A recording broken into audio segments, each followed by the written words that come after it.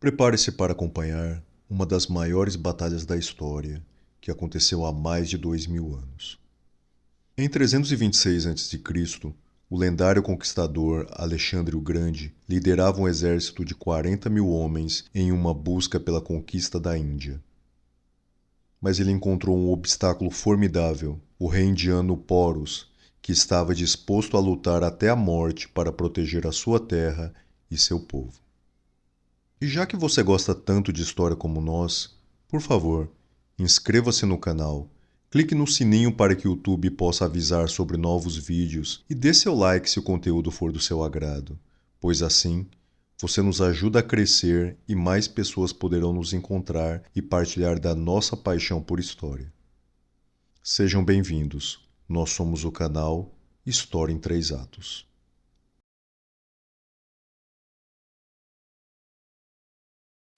Ato 1. Alexandre, o Conquistador. Em 326 a.C., Alexandre da Macedônia, ou Alexandre o Grande, como é mais conhecido, já tinha conquistado o Egito e a Pérsia e partia para o leste, onde hoje são conhecidas a Índia e o Paquistão.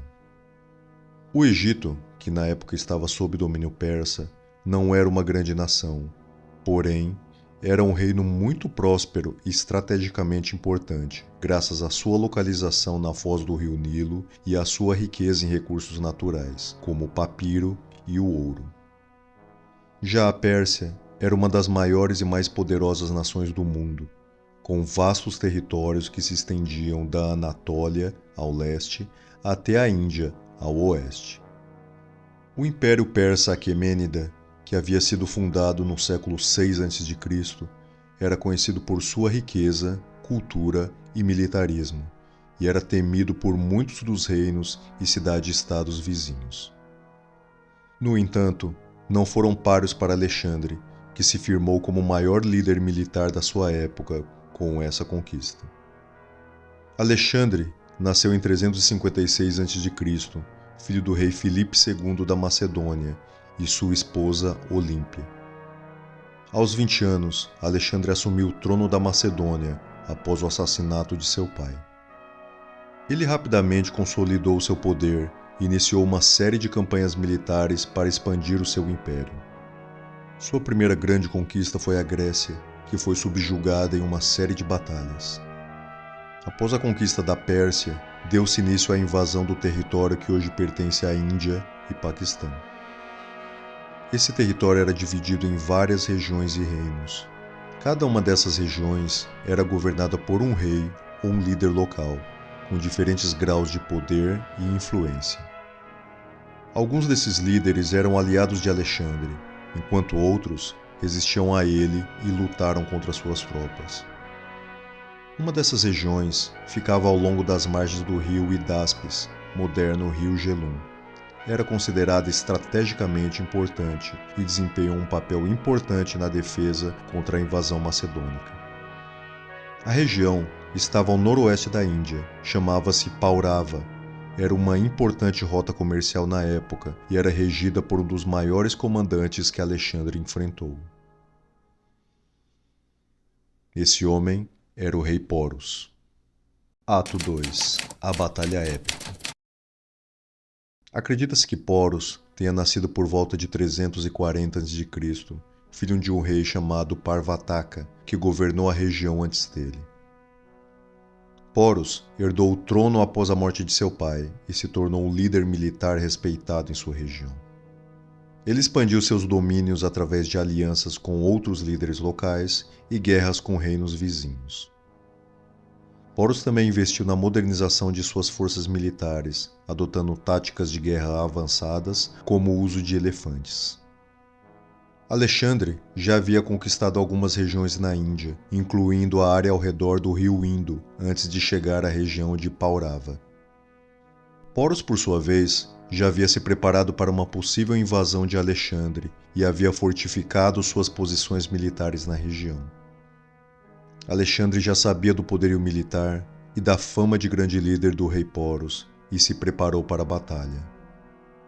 Quando as forças de Alexandre chegaram ao rio Hidáspes, elas foram impedidas de atravessá-los por Porus e seu exército. Alexandre decidiu avançar, e a batalha teve início.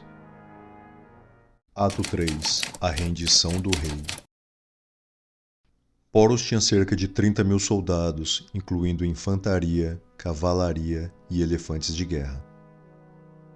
Enquanto isso, Alexandre tinha aproximadamente 35.000 homens, principalmente macedônios e gregos, além de um pequeno contingente de soldados indianos recrutados ao longo da campanha.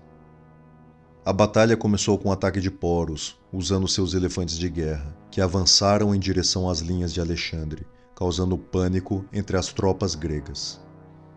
No entanto, Alexandre conseguiu organizar suas tropas e ordenou que seus arqueiros e lanceiros atacassem os elefantes com flechas e lanças incendiárias, causando confusão entre os animais. Enquanto isso, a cavalaria macedônia flanqueou o exército de Poros, atacando sua retaguarda e sua infantaria, que havia avançado para a batalha.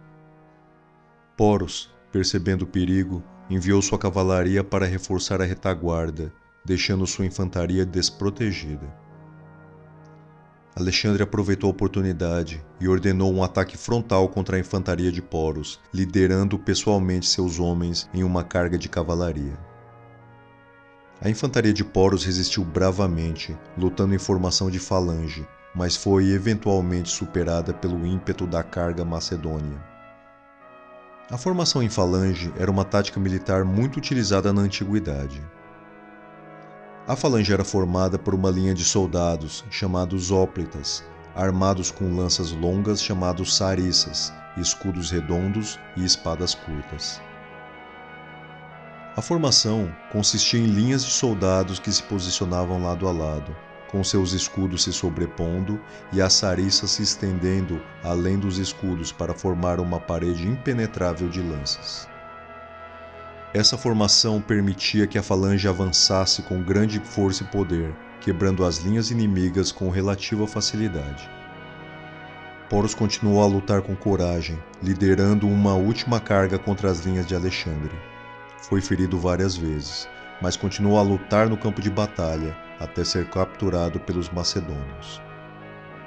Não se sabe quanto tempo durou a batalha com exatidão, mas é certo que foram vários dias. Nem ao enfrentar os persas, Alexandre sentiu tamanha dificuldade, chegando ao ponto de poder ter perdido a batalha. Embora Poros tenha sido derrotado na batalha, ele impressionou Alexandre com sua coragem e habilidade militar, e acabou ganhando a admiração do conquistador macedônio. Ao fim da batalha, quando Poros foi levado a Alexandre, esse teria perguntado a Poros como ele gostaria de ser tratado, e Poros teria respondido que gostaria de ser tratado como um rei. Alexandre concedeu seu pedido e o respeitou como igual, e declarou que Poros continuaria a governar a região em nome de Alexandre, com honras militares e permitindo que ele mantivesse seu trono. Poros se tornou uma figura lendária na história indiana, sendo considerado um símbolo de resistência e orgulho nacional.